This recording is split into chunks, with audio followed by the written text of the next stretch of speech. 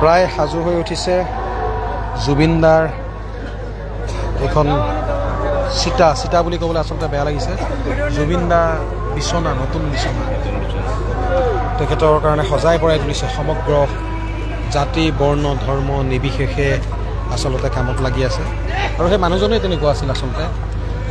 জাতি ধৰ্ম বৰ্ণ নিৰ্বিশেষে মোৰ কোনো জাতি নাই মোৰ কোনো ধৰ্ম নাই আৰু সঁচা কথা ক'ব গ'লে আজি কিন্তু জাতি ধৰ্ম বৰ্ণ নিৰ্বিশেষে আজি কামত লাগিছে তেখেতক এই বিশেষ চিতাখনলৈ আদৰি আনিবৰ কাৰণে চাওকচোন খুব এটা দুখৰ মুহূৰ্ত আমিতো জীৱনত কেতিয়াও ভবা নাছিলোঁ দাদাক জীয়াই থকা দিনকেইটাত আমি সদায় এনেকৈয়ে চাব বিচাৰিছিলোঁ কিন্তু কেতিয়াও তেনেকৈ আমাক নেৰাখিলে আমাৰ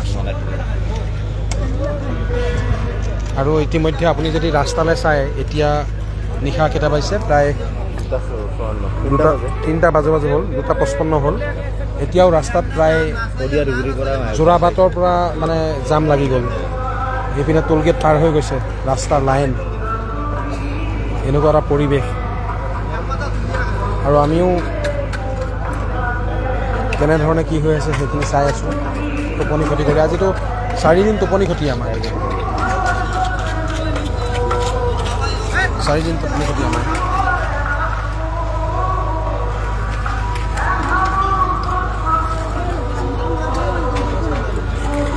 আছে ইয়াত মন্ত্ৰী কেশৱ মহন্ত মন্ত্ৰী ৰণোজ পেগু ডাঙৰীয়া 2জন আছে ইতিমধ্যে দিলীপ শইকীয়া ডাঙৰীয়াও আছে দিলীপ শইকীয়া মহোদয় কিছু সময় আগতে ইয়াৰ পৰা গৈছে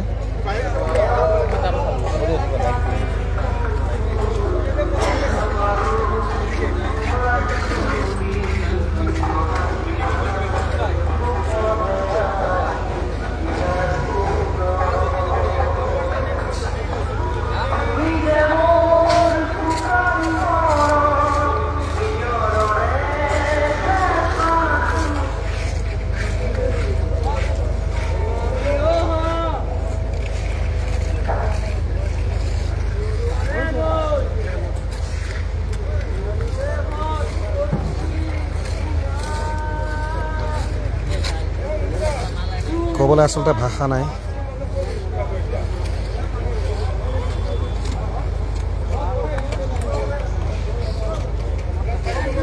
আপোনালোকে যে চাই প্ৰত্যেকজন মানুহৰ মন আচলতে মৰা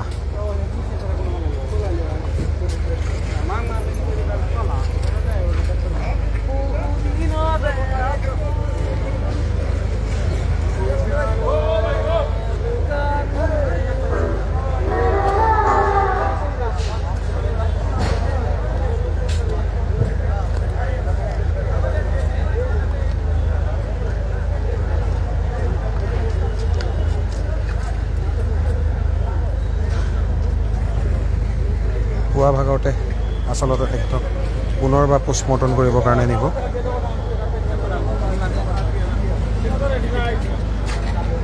তাৰপিছতে তেখেতক পুনৰ সৰুসদা ষ্টেডিয়ামৰ পৰা ইয়ালৈ লৈ অনা হ'ব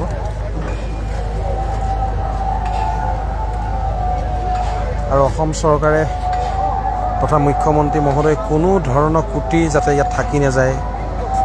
তেখেতক অন্তিম মুহূৰ্তত তাৰ কাৰণে যিমানখিনি পাৰে চেষ্টা কৰিছে সেই কথাখিনি আচলতে আমাৰ খুব ভাল লাগিছে তেখেতে 2-3জন কেবিনেট মন্ত্ৰী সকলোকে নিৰ্দেশ প্ৰদান কৰিছে খুব ষ্ট্ৰিক্টলি আৰু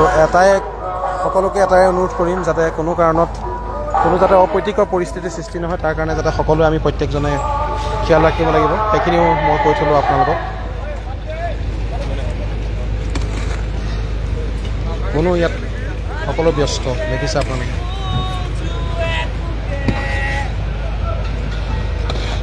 এনেধৰণ কান্দি কান্দি আচলতে কাম কৰি আছে যুৱকজন জুবিন অনুৰাগী কিন্তু তেখেতক আমি কোনেও কিবা এটা ক'বলৈ সাহস যোৱা নাই তেখেতে যেনেধৰণে কৰিছে তেনেধৰণে আছে কাম কৰিছে গান গাইছে এনেকুৱা এটা পৰিস্থিতি ज़्यादा टाइम को लगे एक बार देखता हूँ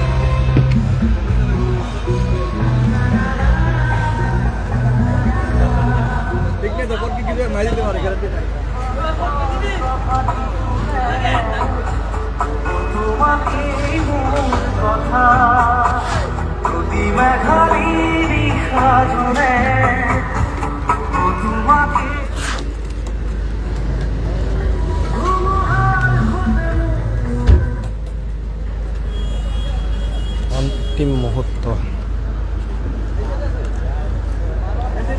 আকাশ চুব মন থকা মানুহজন সাগৰৰ তলিত শুব মন কৰা মানুহজন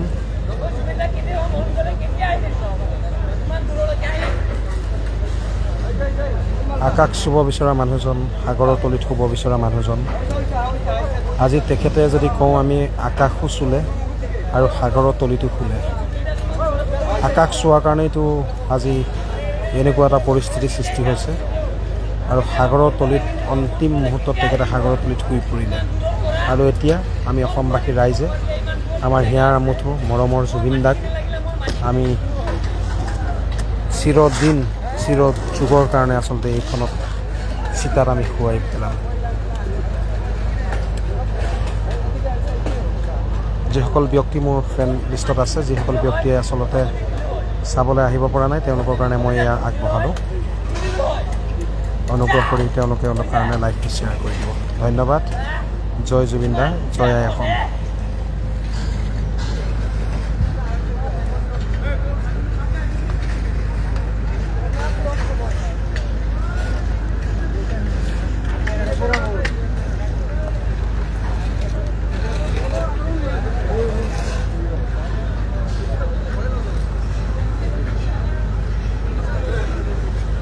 জুবিন দালৈ শ্ৰদ্ধাঞ্জলি